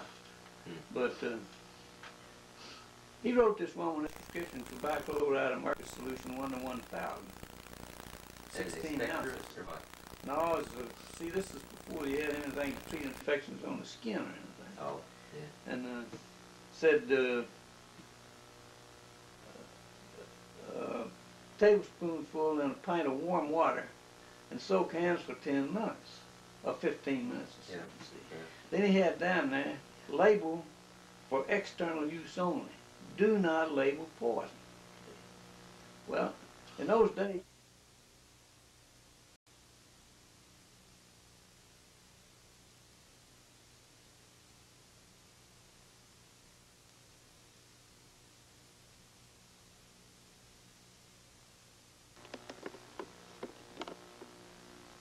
All right. Now go ahead. in those days, Park Davis and Eli Lilly both sold what they call dispensing tablets. You had the bichloride of mercury, you had the atropine, the eye solutions, you made all of them. And they, on a prescription like that, you just wrote on there one tablet and put the lot number on it, Park Davis, and I mean not the lot number, the product number, and say one pint of distilled water, and so that you know exactly what you gave them. Well, the day after I filled that prescription, the doctor called me and was real upset, and he told me that the lady was in and she was real unhappy and he was real unhappy and wanted to know what I filled it with, and I told him, and he said, well, it should have been blue. In those days, they sold a tablet over the counter, bichloride of mercury tablet that they call, I can't even remember the name of it, but it was blue tablet and made a blue solution, see. So I suggested the doctor he check with P&S Pharmacy and see how they'd fill it. And then I talked to the boss, the guy that owned the store, and we had decided a long time before that if anything came up, the first thing we did was call a lawyer. Yeah. So we called a lawyer, I called a lawyer, and he told me, says, make a copy of the prescription, take the original out, put it in an envelope, unlabeled, and put it in a safe. So nobody could find it. Right. So, and come to find out what had happened, the lady had gone home and taken the pint, put it in a pan, put it on a stove, and got it real warm, soaked her hands in it for 15 minutes. And of course, that solution had blistered her hands, the skin all over. So she was in a hell of a mess. She was mad. But it wasn't our fault, and so we didn't get sued on that deal, which was the first brush I had with that type of deal. What she do? She just got her water too hot then. She got her, no, the bichloride of mercury worked on her hands too. See, she didn't dilute it. She just used the solution of 1 to 1,000. Yeah, straight. Instead of diluting it, further diluting it. But you think about things that happened to you like that. One day, I'm working there, and this doctor named Clyde Croswell, he was one of the well-known pediatricians in Memphis then. There wasn't no 8 or 10 pediatricians in Memphis then. Of course, they all made house calls, and Croswell was a doctor that liked hot dogs, and but he wanted them in one of those steaming things where you steam the bun and the dog and all, and he said, now when you get to that and get the horseradish in, call me, and when I'm in the neighborhood, I'll stop in. So we got the thing set up as in the fall, and I called him, told him it was there, and he said, well, I'll be in the first time I'm in the vicinity of Bellevue and Lamar. So it wasn't but a few days till he showed up in there, and he gave me the prescription. And this was before aqueous nose drops became universally used. In fact, it's just about the time that any aqueous nose drop came out. Before that, they were all made in oil. And there's an old doctor in Memphis named Dr. Tom Mitchell had developed a nose drop where he used the light mineral oil and iodine crystals and menthol and camphor. And in a eutectic mixture, and it made a real beautiful purple nose drop. And so Dr. Cosworth told me, he said, give him a bottle of Mitchell's nose drops. I said, okay. So by the time I was getting the other prescription filled, he came back there and said, let's put some ephedrine in that nose drop. I said, fine, doctor. He went on eating his hamburger and left and went to the office and was out of business, and I finally got around to this nose drop to fix it. I was going to have to deliver it. And it dawned on me that you couldn't put ephedrine in that nose drop because it had that iodine metal in it and precipitate the ephedrine out. I tried 2 or 3 times to rub the thing in the mortar and everything, it just wouldn't work. So I called him, I said, Dr. Crodwell? He said, yeah. I said, you got to make a choice. I said, you want iodine in that or you want ephedrine? He started laughing. I knew right then he'd put one on me. See, he'd give you a prescription you couldn't fill. But you don't run into any of that kind of stuff today. Everybody's protecting the turf. Hi.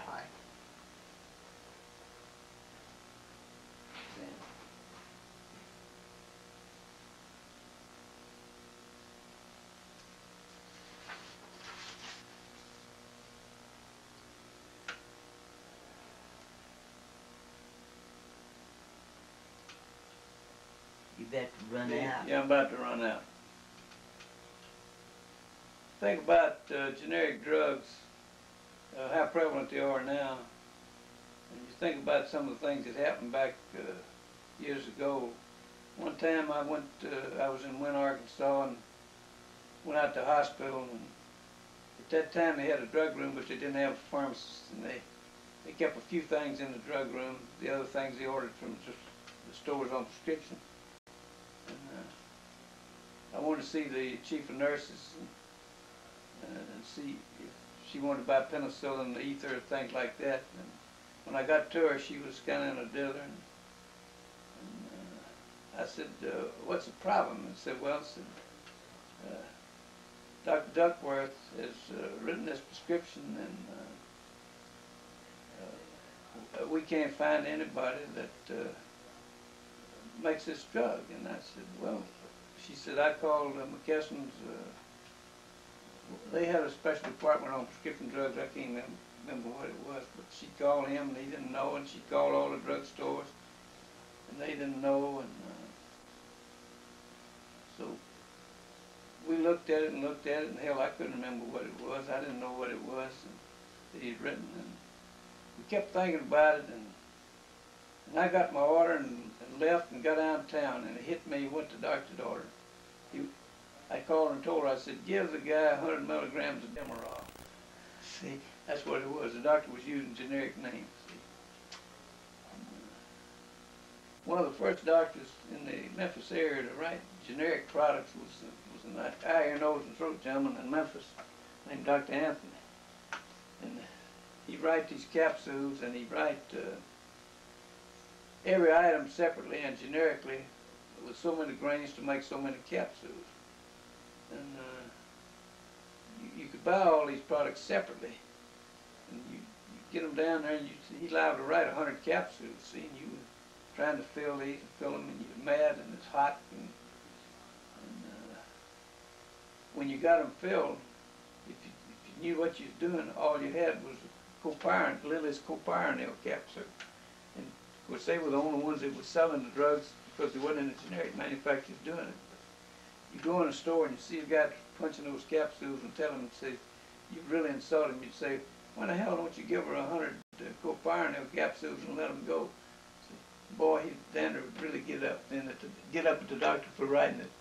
Each ingredient generically with a certain amount of grains, and when you come out, you had 100 capsules of copironil. That is terrible.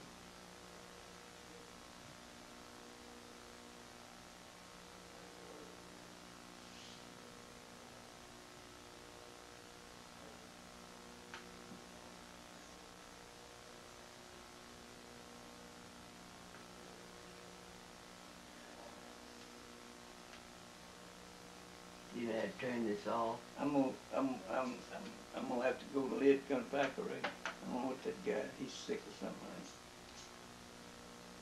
I don't know. Talking about generics, one day I went down to Forest City, and when I got to Forest City, it was pouring down rain till you couldn't hardly see. And I pulled up in front of Palace Drug Store, and it was really pouring. And I said, well, it's not going to last, so I stopped to wait. And just about that time, this pharmacist, Bill Clinton, had a store down the street. Coming on down there with newspaper over his head in the rain, lit out down the street. He didn't even see me. Let up raining a little, and I got up and went in. And I asked Gray, I said, Joe, what did Bill in a hurry about? He said, he got a prescription for tetracaine ointment. He said he can't find it. The wholesalers don't know about it or anything. He said I couldn't help him any. Said he told me he was ringing wet. He'd been to 3 stores in Forest City already, hunting tetracaine ointment. And of course I wasn't sharp on generics. Nobody was using generic terms or anything. We kept talking and talking about it, and all at once it hit me that tetracaine was Winthrop's Pontocaine. And Gray called old Bill and told him, said, Clinton said, give the patient a tube of Pontocaine, of Pontocaine ointment. He said, I could hear him cussing over the phone. I was 10 miles away. 10 feet away. But generics are all to go now.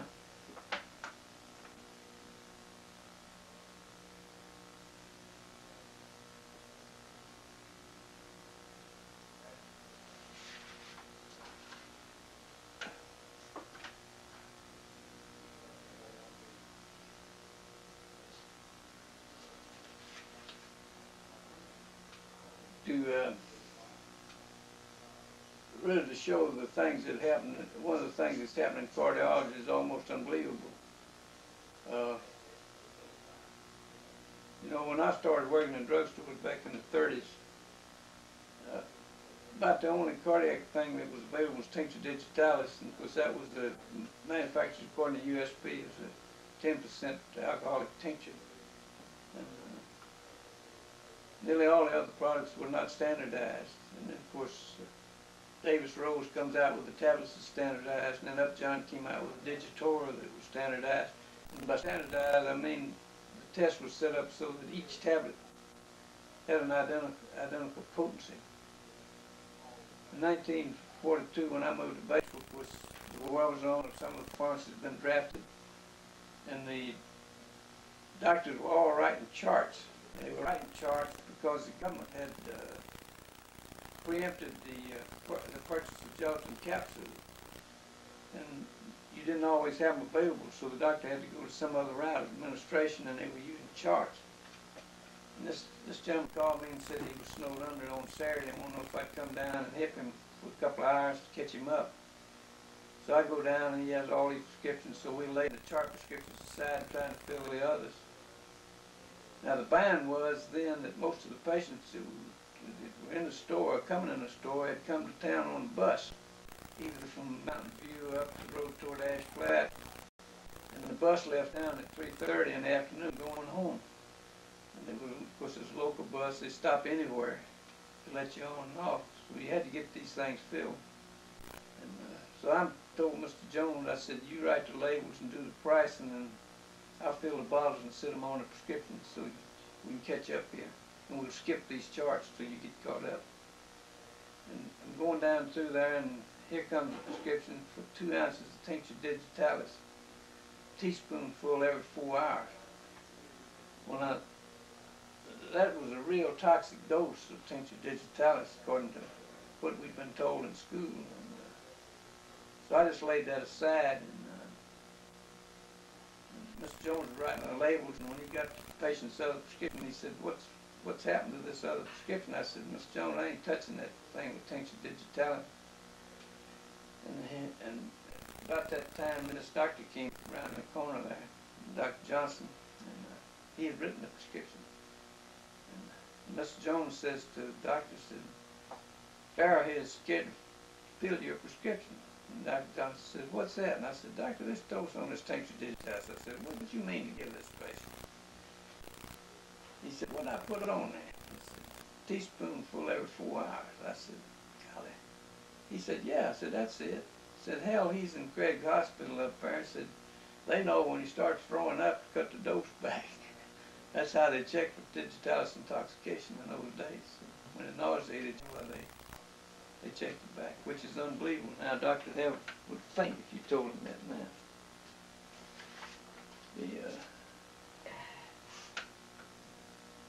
One of the, I'm thinking back on the early days, I was working with John C. in the 40s. One of the first products I worked was a product called Nickelexin. It was a B-complex formulation.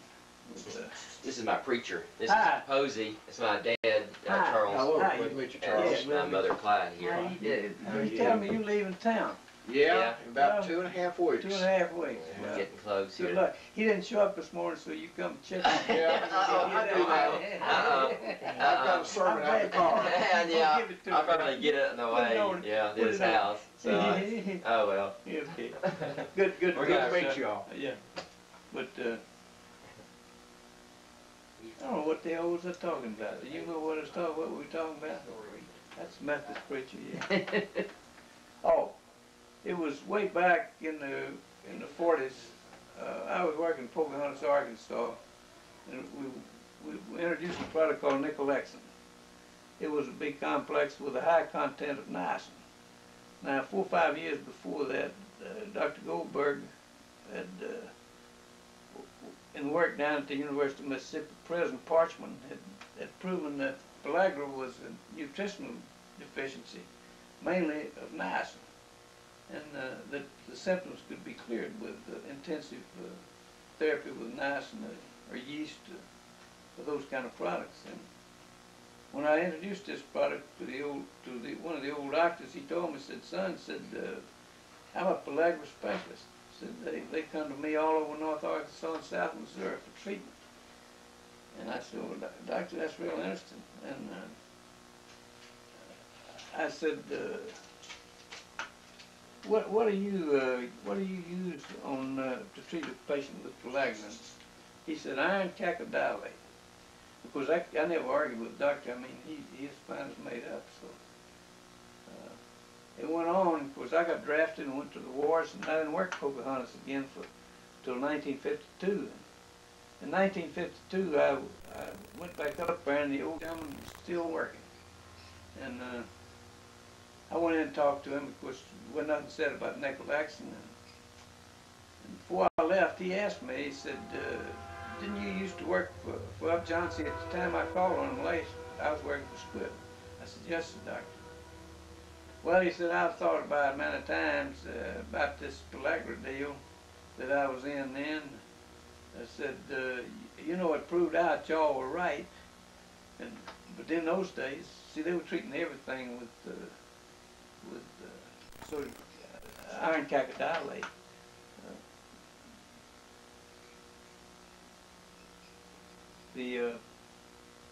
Was, you know, as I remember, in 1938, or somewhere along that time, right after Goldberg did this work down at the University of Mississippi, the government required the manufacturers to replace to fortify cornmeal and flour, put the vitamins back in that were removed when they removed the husk.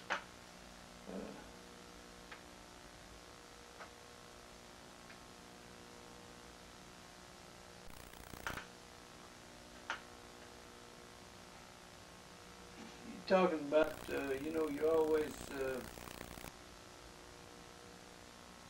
you read all these articles in magazines that are written by doctors, and you wonder how many of these findings can actually be confirmed.